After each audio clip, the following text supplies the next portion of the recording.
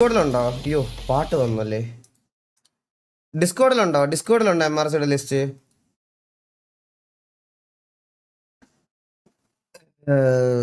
ഏത് നമ്മുടെ ഡിസ്കോഡിലാണോ അവരുടെ എക്സലാൻഡിസിലാണോ? നമ്മുടെ ഡിസ്കോഡിലാണോ എക്സലാൻഡിസിലാണോ ഗൈസ്? ഒന്ന് പറയോ എക്സലാൻഡിസ്. Okay എക്സലാൻഡിസ്.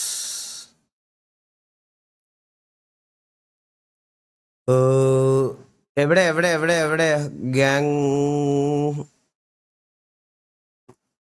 Gang ആപ്ലിക്കേഷനിലാണോ?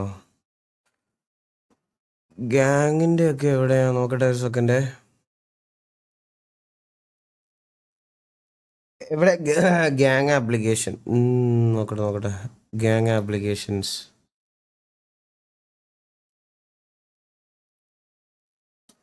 Okay, gang name MRC, tag MRC, gang colour black gold white. അയ്യോ, ഈ ബ്ലാക്ക് ഗോൾഡ് എൻ്റെ ഫേവറേറ്റ് കളറാണ്. ഹർലിൻ കണ്ടിട്ടില്ലേ നിങ്ങൾ? എൻ്റെ സെൽറ്റോസ് ഇപ്പൊ ഞാൻ താർ ചെയ്തപ്പോഴും ബ്ലാക്ക് ആൻഡ് ഗോൾഡ് ആണ് ഞാൻ ചെയ്തത്. എൻ്റെ ഫേവറേറ്റ് കളറാണ് പറയായിരിക്കും. വൈറ്റ് കൂടെ എത്ര 3 കളർ എനിക്ക് അറിഞ്ഞൂടാ. ഗ്യാങ് ലീഡർ MRC തൊപ്പി, co leader Mack, co leader MRC Sheikh, MRC Shameer. Okay, members MRC joker Jain, Usman. അവനെ ഒരു ചാൻസ് കിട്ടിയല്ലോടാ, സന്തോഷം. Usman, Sherlock, MRC Chaps, MRC Cooper, MRC Blake, MRC Bobby, MRC John Watson, MRC Rosario, MRC Bilal, MRC Shibu Sultan, MRC Ikrumon, MRC Falcon, Rajubhai, Russian DNL, Jassi, MRC Pranav സേട്ടൻ, Alan Frost, CK Mari, Charlie Davidson, അംബാൻ pro, Jin Sakai, MRC Takai, MRC Avis XD, MRC Sendex ഡുവർ, MRC Ran, MRC Messi goat. 31 പേരെ അവരിപ്പൊ തന്നെ എടുത്തല്ലേ. പക്ഷെ എൻ്റെ അഭിപ്രായത്തിൽ ഒരു gang തുടങ്ങുമ്പോൾ ഇങ്ങനെ തുടങ്ങുന്നതിലും നല്ലത് ബെറ്റർ അവരൊരു കുറച്ച് പേര് ഗ്യാങ് ആയിട്ട് വന്ന് ഇവിടെ നിന്ന് കളിച്ച് ഓരോ പ്ലേയേഴ്സിനെ സോർട്ട് ചെയ്ത് പയ്യെ ഒരു ഗ്യാങ് ബിൽഡ് ചെയ്യേണ്ടതായിരുന്നു എൻ്റെ ഇത്. പക്ഷെ അതൊക്കെ അവരുടെ ഇഷ്ടമാണ്. പക്ഷെ ഞാൻ ഒരു കാര്യം പറയാം, ഈ ലൈനപ്പ് വെച്ചിട്ട് MRC ആൻഡ് TVA ഫ്രണ്ട്ലി ആയിട്ട് പോകുമെന്ന് എനിക്ക് ഒരു ഉറപ്പുമില്ല. ഞാനിത് വേറെ ഒരു ഇതിലും പറയണമല്ല ഗൈസ്. നിങ്ങൾ MRCയിൽ RP കാണുന്ന കുറച്ച് പുതിയ ഓഡിയൻസ് ഉണ്ടാവും, അവർക്ക് ഈ പഴയ പാസ്റ്റ് ഒന്നും അറിയത്തില്ല. ഇതിൽ കുറേ പ്ലേയേഴ്സായിട്ട് നമുക്ക് നമ്മുടെ പ്ലേയേഴ്സിന് പേഴ്സണലി കുറച്ച് ഇഷ്യൂസ് ഉണ്ട്. സോ അപ്പോൾ ഇൻ കേസ് എന്തെങ്കിലും സിറ്റിയിൽ അടിവെല്ലാം പൊട്ടുവാണെന്നുണ്ടെങ്കിൽ അത് RP ആയിട്ട് മാത്രം കാണാനുള്ള ഒരു ബോധം ഉണ്ടാവണം എന്ന് ഞാൻ ഇപ്പോഴേ പറയുവാണ്.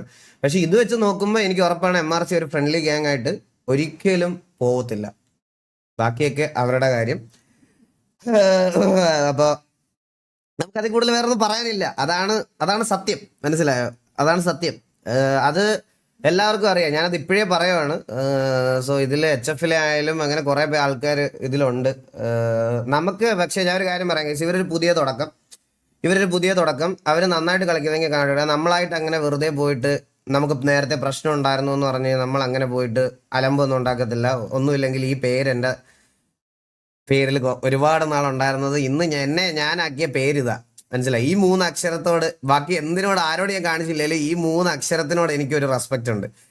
അപ്പോൾ അത് ഇനിഷ്യലി എനിക്ക് അത് പെട്ടെന്ന് ഞാൻ ചാടിക്കയറി ഒരിക്കലും ഇവർ ഗ്യാങ് ആവുന്ന ഉടനെ സിറ്റുവേഷൻ എടുക്കാനൊന്നും നമ്മുടെ TVയുടെ സൈഡിൽ നിന്ന് നമ്മളുണ്ടാവില്ല. പക്ഷെ അവരും ഒരു ന്യൂ സ്റ്റാർട്ട് ആയതുകൊണ്ട് പഴയ കാര്യങ്ങളൊക്കെ RP അല്ലേ, അത് ചിലപ്പോൾ അവർ നല്ല സ്റ്റാർട്ടിന് വേണ്ടിയിട്ടായിരിക്കും ഇത്രയും പേര് വരുന്നത്. അപ്പോൾ അവരങ്ങനെ തുടങ്ങുന്നെങ്കിൽ തുടങ്ങിക്കോട്ടെ. അണ്ടിൽ നമുക്ക് ഉപദ്രവമില്ലാത്തടത്തോളം കാലം ഞങ്ങൾ സിറ്റുവേഷൻ എടുക്കാനൊന്നും, പഴയ ഈ പ്രശ്നം ഉണ്ടെന്ന് വിചാരിച്ച് നമ്മൾ സിറ്റുവേഷൻ എടുക്കാനൊന്നും പോകത്തില്ല. അപ്പോൾ anyway, all the best MRC.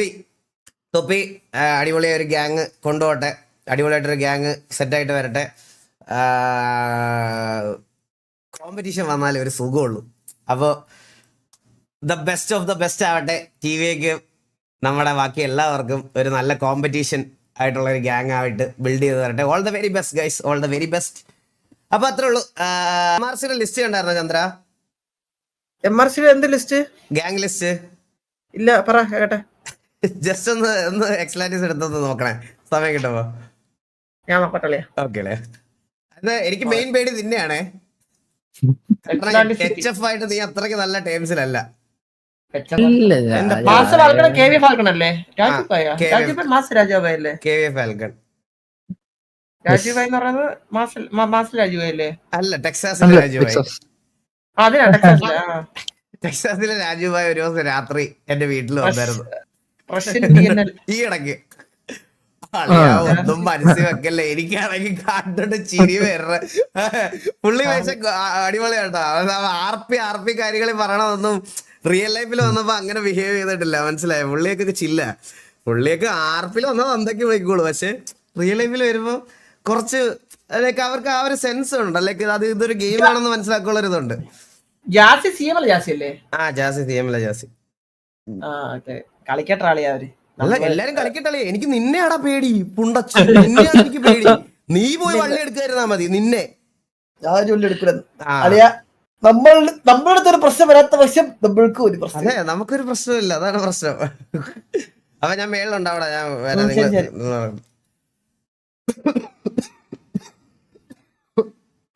അവന്റെ നശിച്ച ഒരു ചുമയാണ് എനിക്ക്. Hi coach. സുഖമാണോ സാർ? സുഖമാണ് സാർ. കോച്ച് എന്താ പരിപാടി?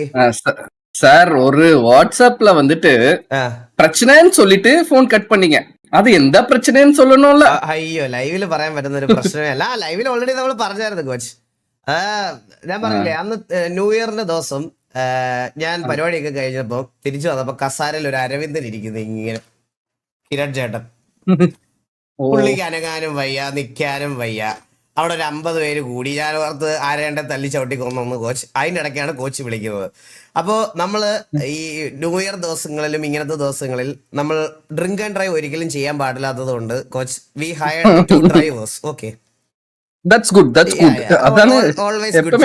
അത് എപ്പോഴും ചെയ്യേണ്ട ഒരു കാര്യമാണ്. അതുകൊണ്ട് നമ്മൾ 2 ഡ്രൈവേഴ്സിനെ ഹയർ ചെയ്തിട്ട് തിരിച്ചു വന്നപ്പോൾ അതിലൊരു ഡ്രൈവറിനെ കാണാനില്ല, വണ്ടിയും കാണുന്നില്ല. അത് അവസാനം നമ്മൾ ഡ്രൈവറിനെയൊക്കെ വിളിച്ച് ചീത്തയൊക്കെ വിളിക്കാന്ന് പറഞ്ഞ് കണ്ണൻ ഡ്രൈവറിനെയൊക്കെ തല്ലാൻ വേണ്ടിയിരിക്കും. അവൻ വരുമ്പോ എവിടെ പോയി, ഇവര് ഉത്തരവാദിത്വം ഇല്ലേ എന്നൊക്കെ പറഞ്ഞ് ഇങ്ങനെ ഇരിക്കുമ്പോ എന്റെ പ്രിയ പത്നിയും അതുപോലെ തന്നെ കിരൺ ചേട്ടന്റെ പ്രിയ പത്നിയും പുള്ളിക്കാരൻ്റെ അടുത്ത് പറഞ്ഞു, പരിപാടി കഴിയുന്നത് വരെ ചേട്ടന്റെ വീട് അടുത്താണ്, ചേട്ടൻ വീട്ടിൽ പൊക്കോ, ഞങ്ങൾ വിളിച്ചോളാം.